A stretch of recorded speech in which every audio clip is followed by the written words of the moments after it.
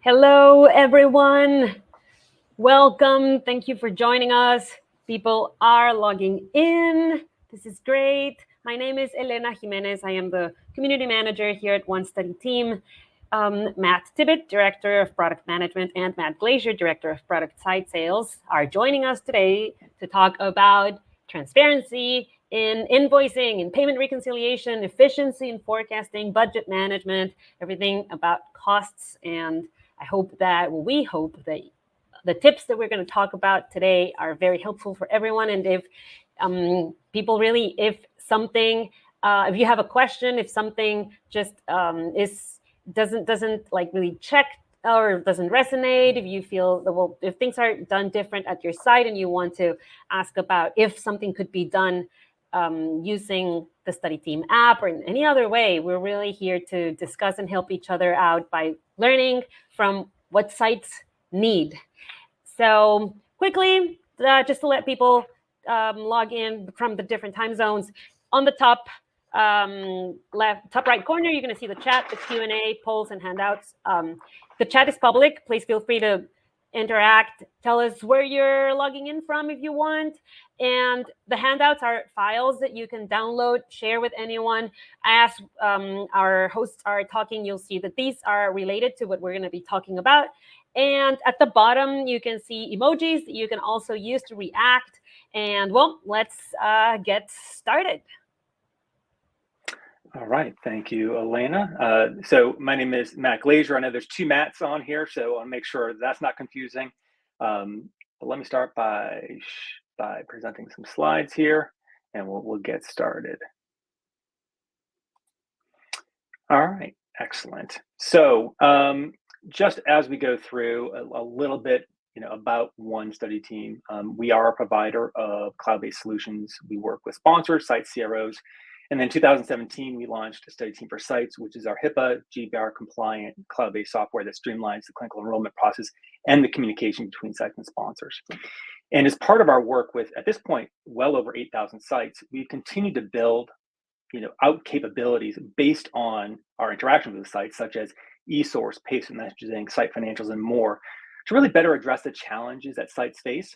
All of our products and services are designed with a site's workflow in mind, and each of these modules are designed to work together in a cohesive ecosystem. So when you look at the finances of sites, right, there's some unique challenges with the budgeting process, right?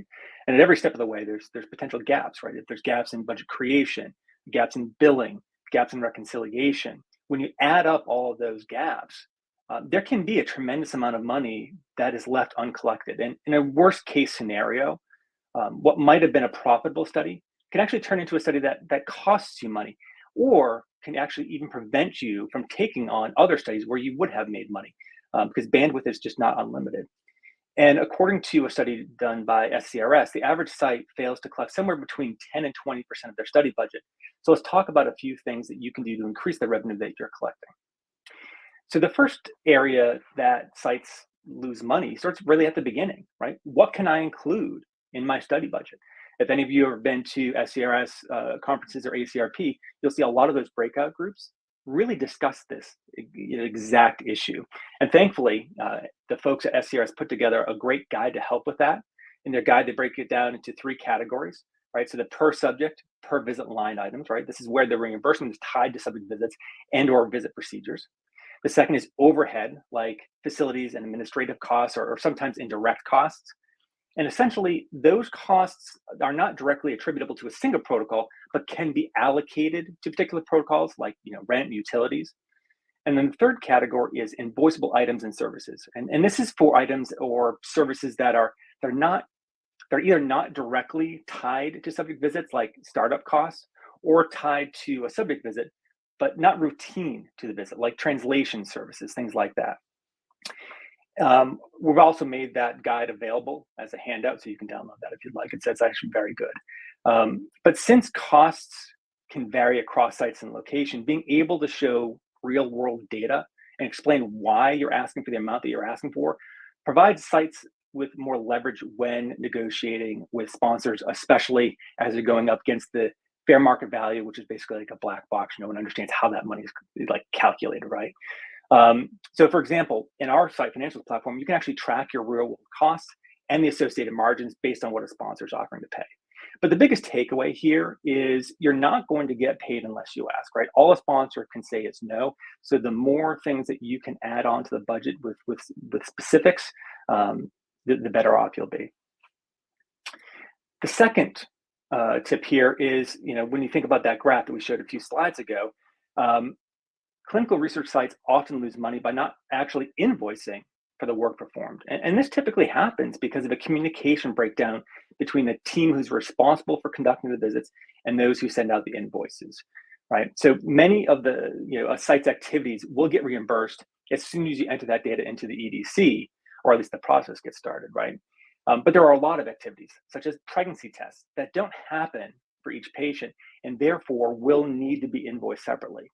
So if you have a manual process, and let's face it, we're all human, you do run the risk of some of these billable activities never actually being billed.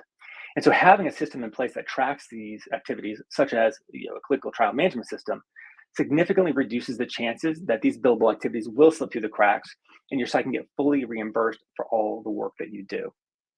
Which brings us to the third point, right? Leveraging a CTMS. So there's a lot of moving parts, holdbacks, unfortunately, short paying sponsors, late paying sponsors. All of these things make reconciling the work that's been done with the money coming in difficult, and is another area where sites can sometimes struggle. And the result is that there's a very real possibility that money is left uncollected. Many sites rely on spreadsheets to track this information today, but again, it's a very manual process. It's time consuming, it's prone to error.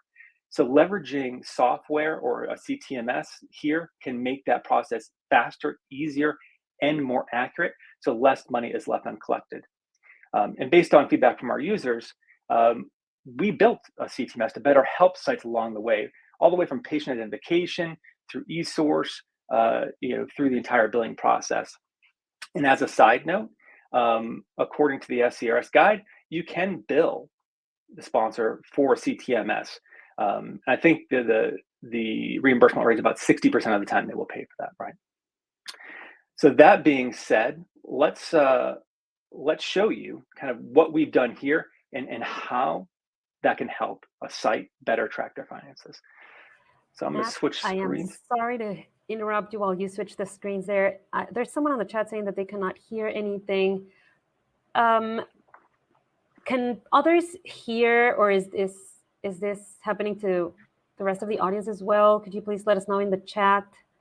Or Anne, has it been fixed? Can people hear? Can you tell us in the chat, please? You can hear. Thank you. Oh, okay. Well, I'm privately chatting with Anne, try to see if we can fix it. Thank you all. Thanks. Okay. Thanks. All right. So you should be seeing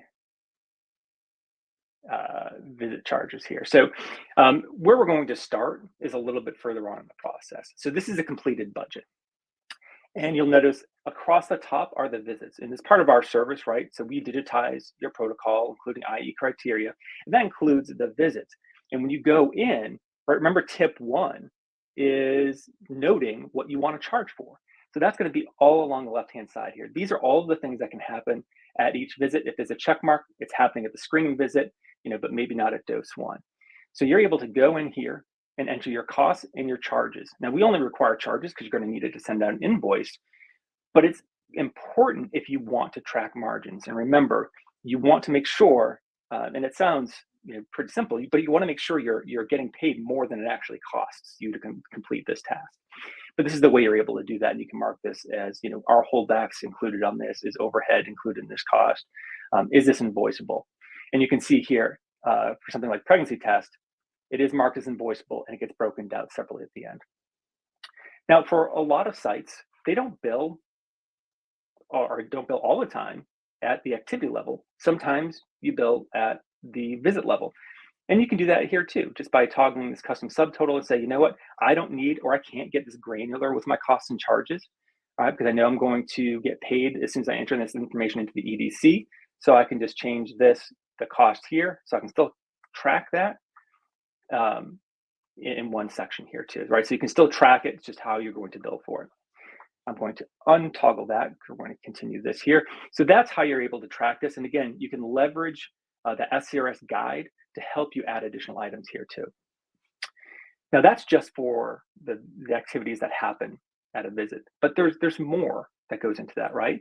So these are additional charges, things like startup fees or SIV, unscheduled visits, and we'll be talking about that later too, screen fails, all of the associated costs that aren't directly related to patient visits. Again, this is another area where there might be things like source configuration fees or long-term storage fees that you could be charging for but aren't. We also allow you to better track how many of these you're allowed. So for example, you should only have one SIV. So we're going to put one here. Unscheduled visits could be unlimited, but this is a good way to track here. And you can see all the way up at the top, all of this information is broken down, it gets updated in real time. And when I go to the budget summary here, it gives you basically that same information. I can see the budget is active. I can see, what the holdback is, overhead, all this other information here, all in one place to make that easy. And so from here, right, we talked about how a lot of times it's a very manual process. So at study startup, I can start sending things to receivables, right? So source configuration fee, I can see it's one of one. I've already created that, or I've already sent that to our accounts receivable section, which we'll be talking about in just a minute. But I can't do it again, right? So that's been completed.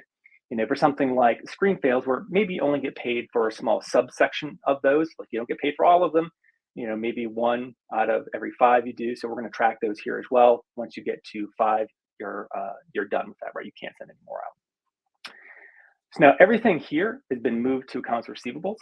And what we're able to see is all of the items that we created in the study budget and then sent to accounts receivables.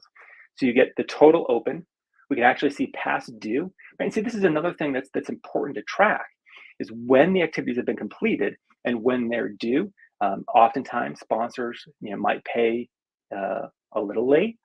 And so being able to track that is going to be important too.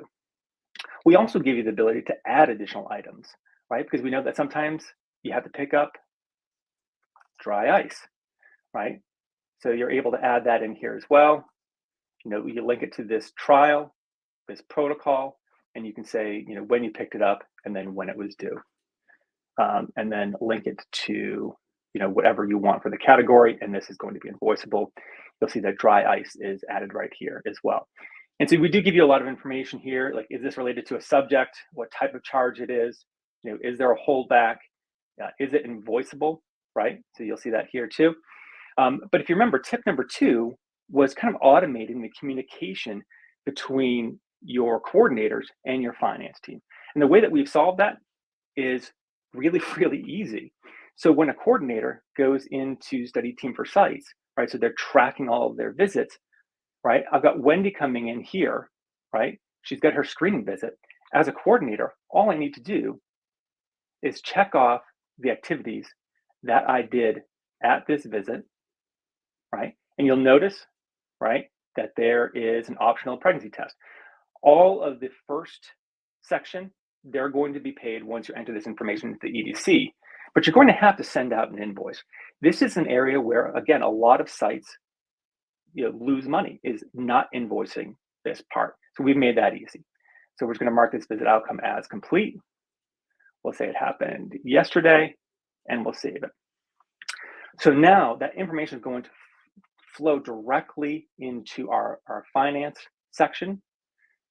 So when I hit refresh, all of that information is now going to show right here. You can see it's related to the subject that we just checked off those boxes for. Holdbacks, because they're related to patient visits, are now in play, right? So we can see if I want to send out the invoice, I can only send it out for the total cost less the holdback. So in this case, $409.50 versus $455.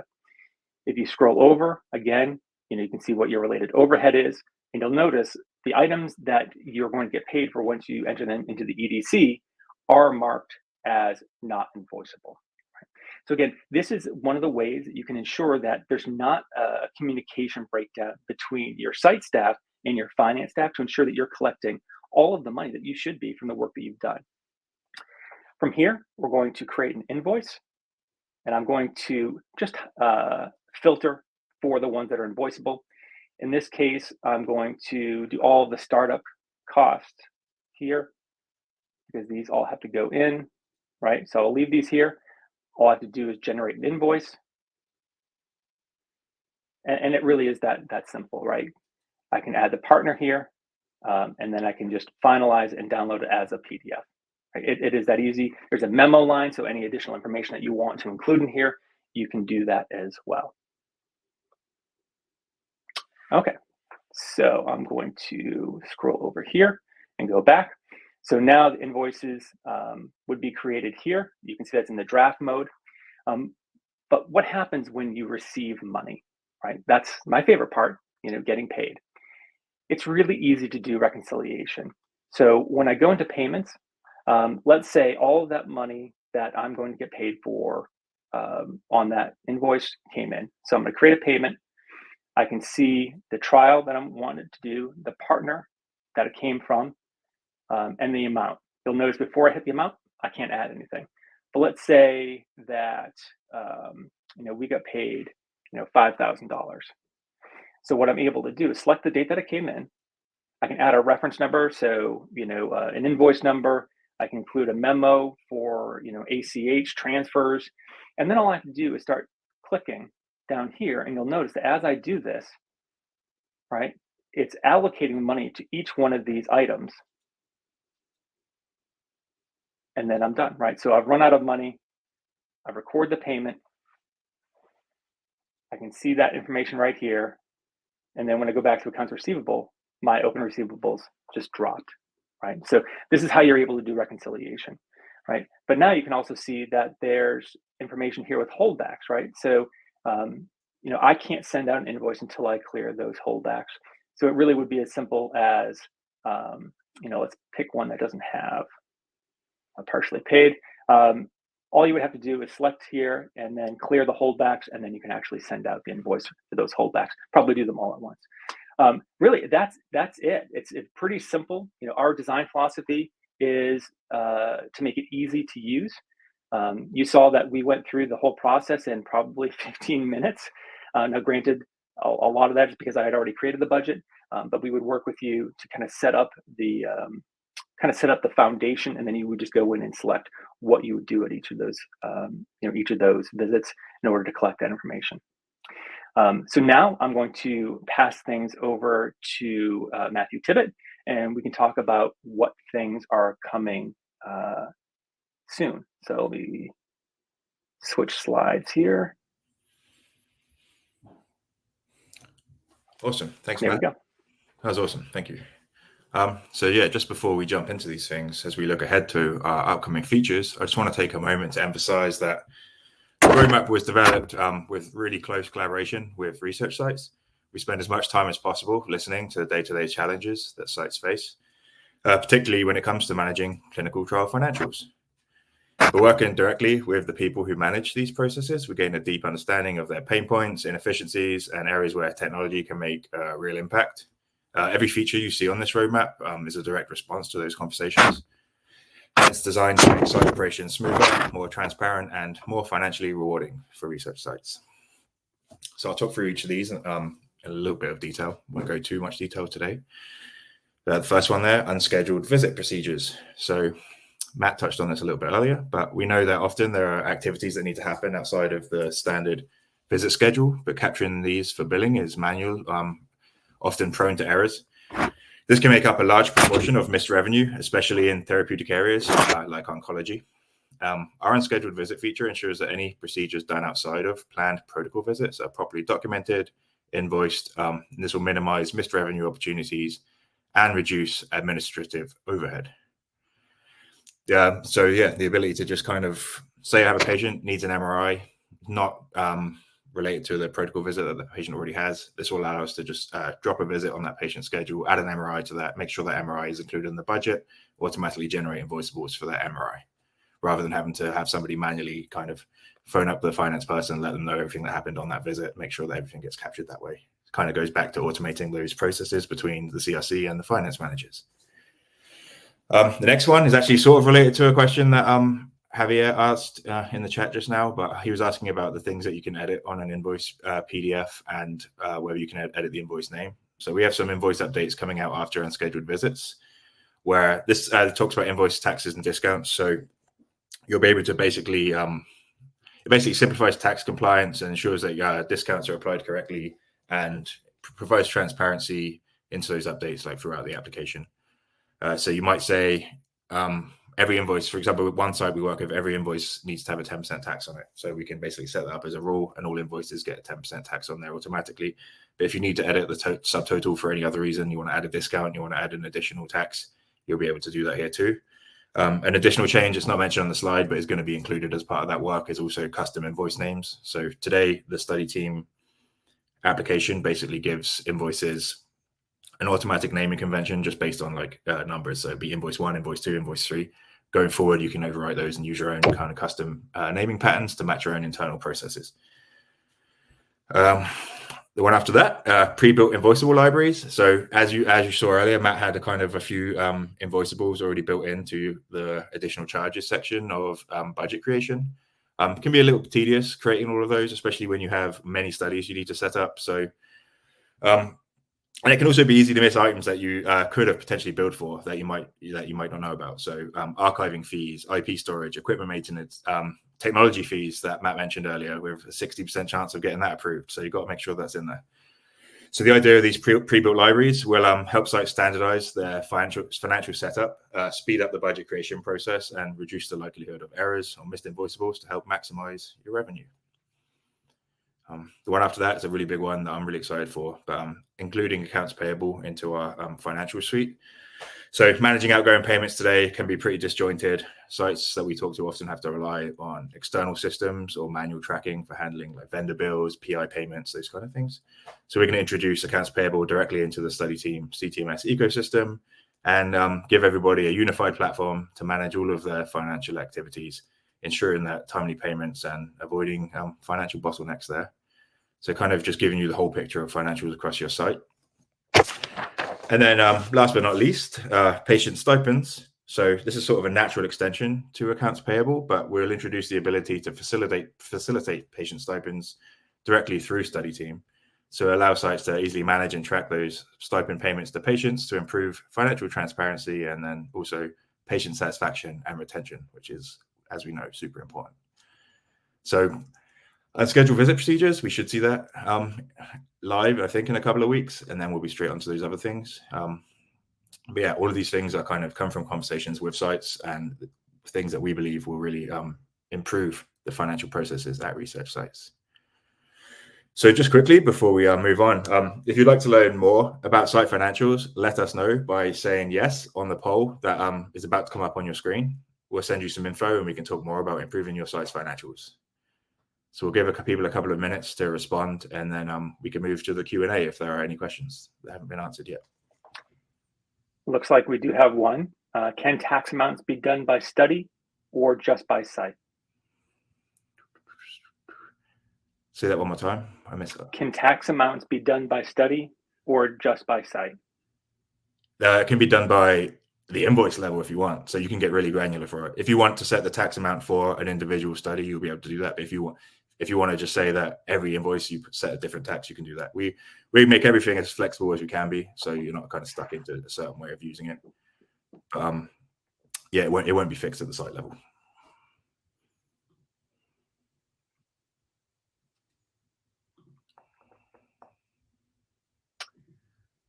Any other questions?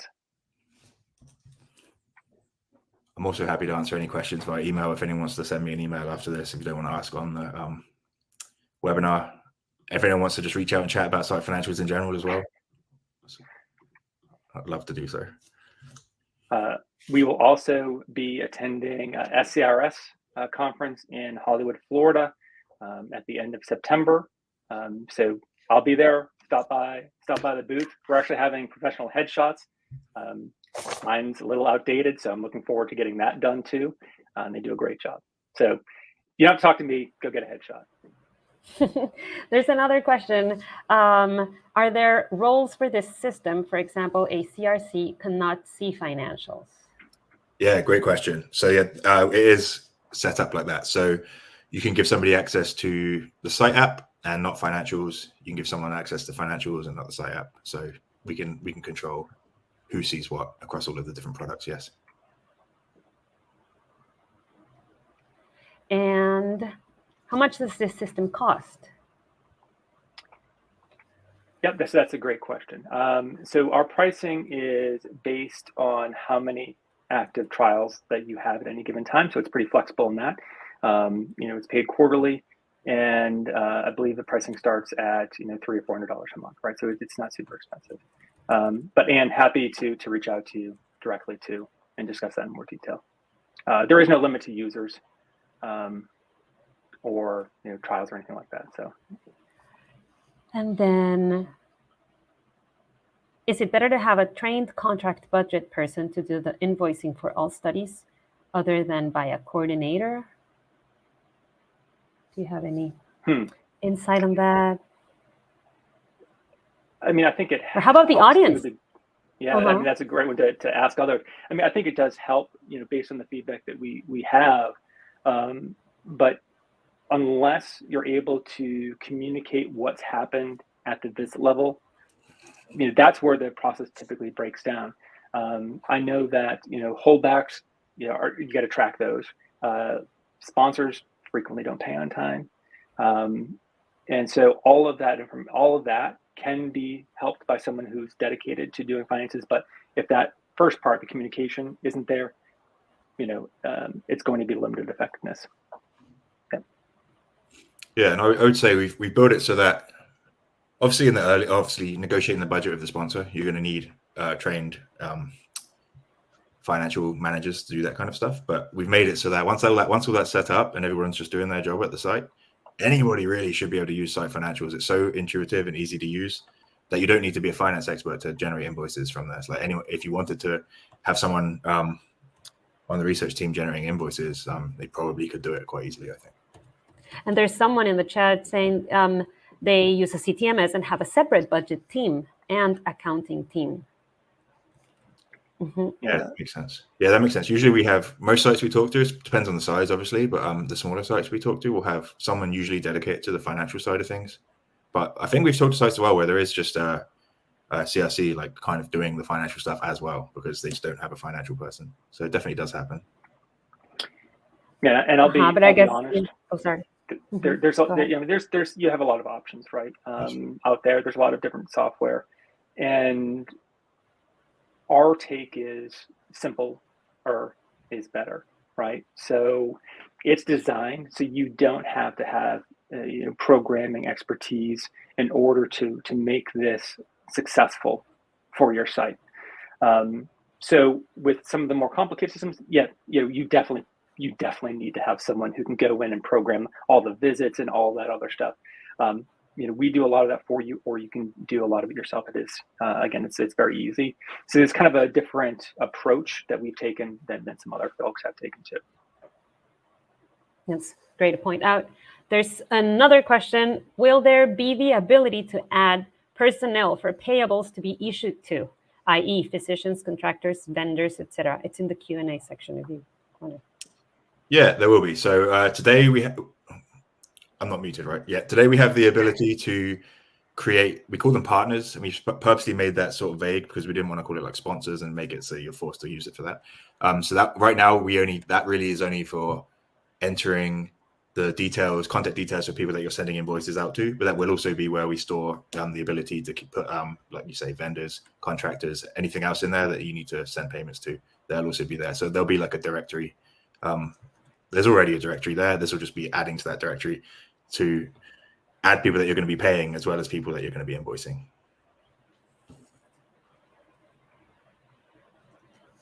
Great. Well, thank you. There's a lot of comments for Sina. Thank you, everyone, for your help. So for your comments, because we were able to provide an even better answer for Sina. And thank you, everyone, for your questions. We have one more minute. Do you want to close out? I see one more question.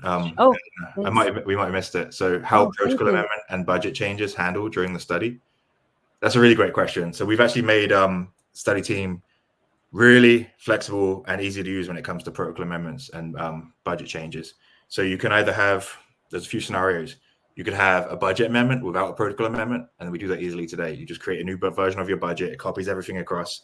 You say the date that you want this new budget version to start being active, and then you just make any changes you need to do. So say a couple of price changes have happened, you go add a couple of those into the new version.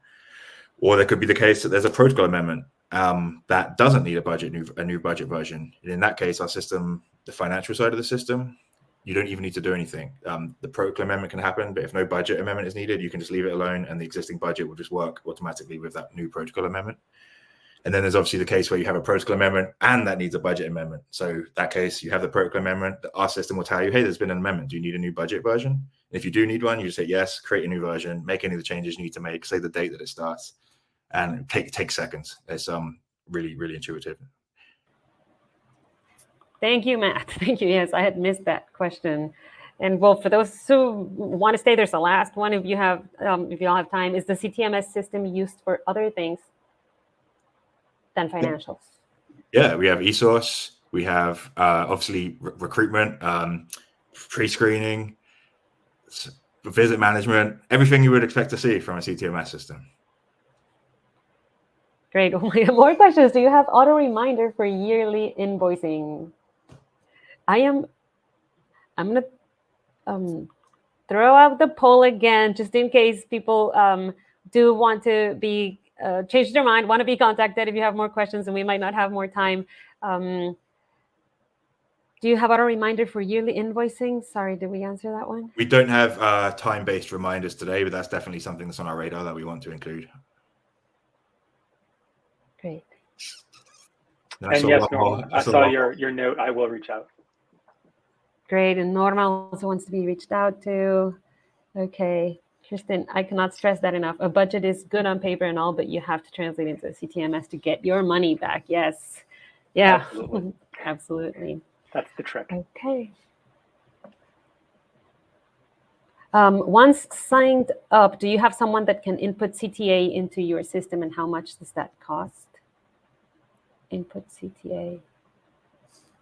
What does that mean? I'm not sure what CTA means in this context. Yeah, Julian, if you're still there, once signed up, do you have someone that can input CTA into your system, and how much does that cost? What do you mean by CTA, please? I might just be being really dumb here. Actually, this is not ring the bell. Yeah, CTA to me sounds call to action, but not a clinical trial term, I guess. Oh, clinical trial agreement. Oh, clinical trial agreement. The contract. There's nowhere that you would explicitly say, like, here's the agreement, but as part of your as part of creating the budget, you fill out a form where you're inputting all the details from the clinical agreement, the trial agreement. But I don't know if that's answering your question. We could was it who asked that question? I'd be happy to reach out and talk with some. Julian Sotomei. I will reach out to discuss, says Julian. Perfect. Thanks, Julian. Yeah, I'd love Thanks, to hear more. Julian. Love to hear more. Yeah. Well, Beijing asks, what is your advantage compared with CTMS program? Oh, sorry, Jennifer first. A question before that. Where will you be in September? Just put that in the chat. So it's SCR Summit in Hollywood, Florida. I believe it's September 27th through the 29th. And then what is your advantage compared with CTMS program? Yeah. Several. Do you want to take this one, Matt? Yeah, sure. So there's several. The first is that it's, as we talked about, it's easy to use. There's a lot of systems out there, and I swear if you pay them enough, it can probably make you breakfast in the morning. But you really do need a high level of technical skill a lot of times to do that. But more than that, I think it's support. I saw a comment in the chat that the implementation was not great, right? So we have dedicated support person. So you are paired up with someone who handles all of your training. They are your contact as long as you're with us, right? So they'll help you with their team for sites, with our financials, with our e-source. They do all the training. So they're one person that you can talk to get answers and to get help, right? There's no queue system where you might submit a ticket and not hear back for 3 months, if ever. And so that really is our advantage. And if you go to G2 reviews, you'll notice that we've got 5 stars, and a lot of those reviews all mention the level of support. We are a high-touch organization. I think that stems from the fact that we were founded by study coordinators themselves. I don't know if Matt, if there's additional stuff you want to add, but I think those are that sounds right to me. The biggest feedback we get is just it's easy to use and intuitive, where we need to get something done, a couple of clicks, versus some of our competitors, you have to run around the houses about 8 times and call about 10 different people to get anything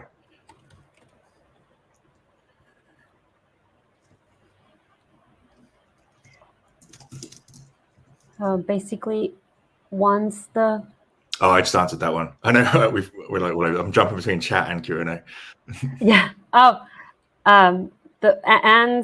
Anne's question, basically, once the budget and contract are finalized, can someone enter that in the CTMS? Yeah, so my answer was, the budget and payment terms, overhead, holdback, like all the things from the budget are entered into the CTMS as part of the budget. What Matt showed you today, the budget, he had already like pre-created the budget just so you didn't have to go through that creation process. But there's like one form, the first part of the budget, where you're entering your payment terms, when the budget started, account, overhead, holdback, all that stuff from the contract for your budget. Okay, awesome, thank you. Jessica asks, when entering or building the budget in the CTMS, is that info stored or viewable with the system team of CTMS? We do not wish to share our budget. When you say system team, you mean us, like one study team? We can't see whatever you're putting in there, if that was the question. But also, if there are people using the site application, CRCs, they won't be able to see the budget either unless you gave them permission to it. Only people who you give permission to see the budget can see it, essentially. And you have to be really explicit about that. They have to have a specific role to be able to get in there, and specific role and access to that study. Because if you have finance role, then you have to have finance role for specific studies. So you could have finance managers working on different studies if you wanted to. Sounds like yes. Jessica said yes. She meant the team over here. So we won't see anything. Okay. And that's the same in study team for sites. Anything that you enter there, it's your data. We don't see that either. Mm-hmm. Good thing to point out. Do you all have a process for implementation and training for this system that involves actual people working with us? Absolutely. Yeah, that's one of them. We have an implementation and training team that stays with you throughout the entire process and beyond. So they'll get you set up, trained, help you throughout the process. Training is unlimited. Again, this is a little bit different. Like we don't consulting is not a profit center for us. We don't charge you for consulting hours. We want you to be successful. It's a long-term partnership. So you have a dedicated person that you can pick up the phone, you can send an email, and they'll be super responsive.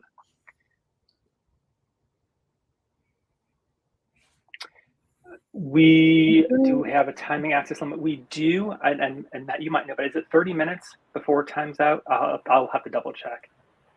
We do have a timeout, but is timing access limit the same thing as a timeout, an IP limit? It's just trying to limit actually like what time people can access the system and who can access the system based on their IP.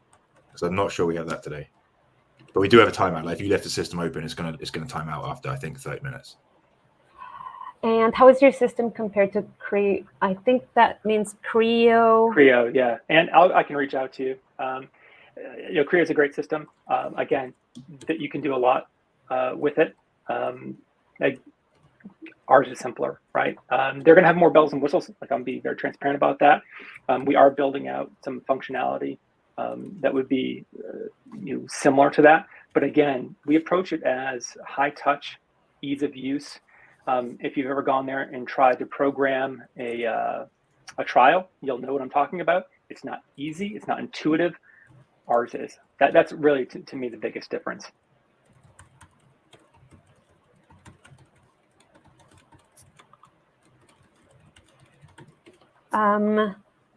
Okay. Well, people are asking a lot about if you're going to get the recording. Yes. And if you are not using yet the Study Team Learning Center, we're also going to upload it there with a short summary with both Matt's links, so you can set up a time with them if you want to. And if you haven't yet signed up to the Study Team Learning Center, please do so. There's going to be tons of resources there. And what else is in the chat? Okay. Oh, Kristen says they have a lot of issues with amendments, and putting those in the system that they have does not account for financial changes as they are put in. Oh, well, that can easily become troublesome. Okay, we can help with that. Awesome. Amazing. Well, it's always great when we are over time because we're answering questions, because we're getting information to you. Can your system integrate with QBO? QuickBooks. QuickBooks? There isn't a direct integration with QuickBooks today, but you can export and then import the QuickBooks if you wanted to. That might be something we explore in the future, though. A direct integration with QuickBooks, just not yet. Mm-hmm. A protocol version is put in, and then we have to do a revenue amendment to change financials. How does amendments work with this system? Can I integrate with Epic or Workday? No integration with Epic or Workday today, but Epic is another integration that we might look at down the line, like an EDC integration, EMR integrations later for the site app. Maybe not directly from financials though.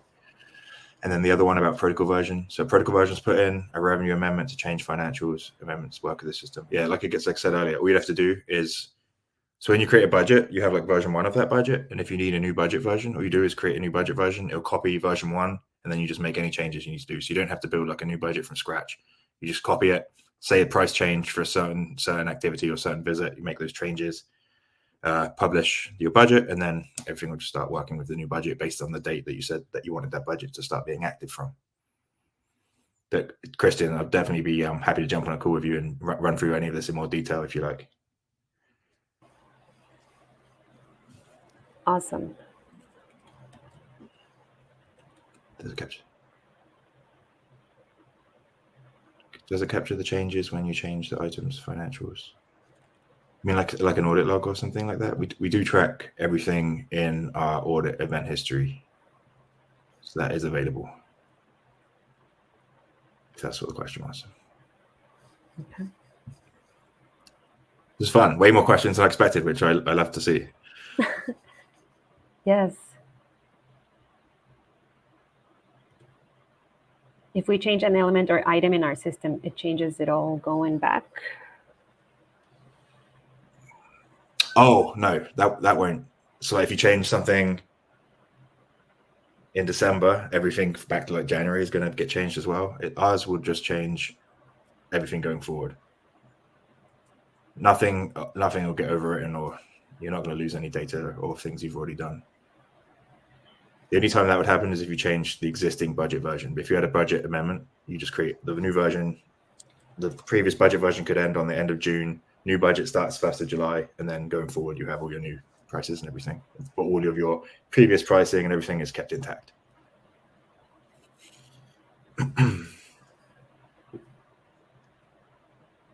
Maybe yours could be like that if you become a study team. Yeah.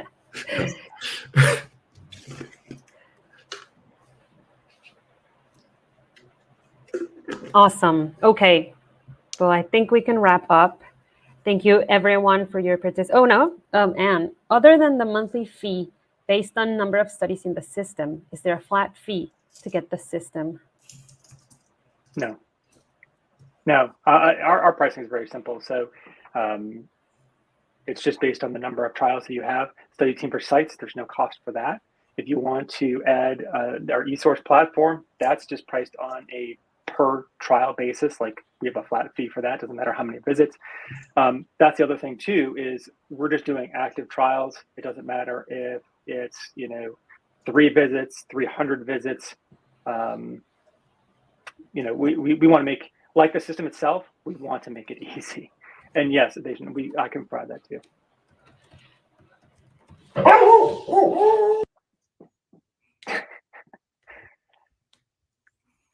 Elena's dog is very excited.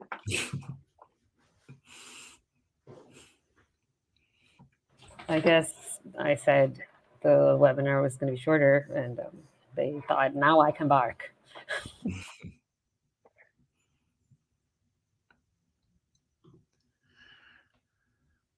All right. Yeah, what's the last? Okay, awesome. Can you please provide a fee schedule to us? Beijing will get back to you to Yep. with more something specific. Okay, awesome. And Christian will reach out too.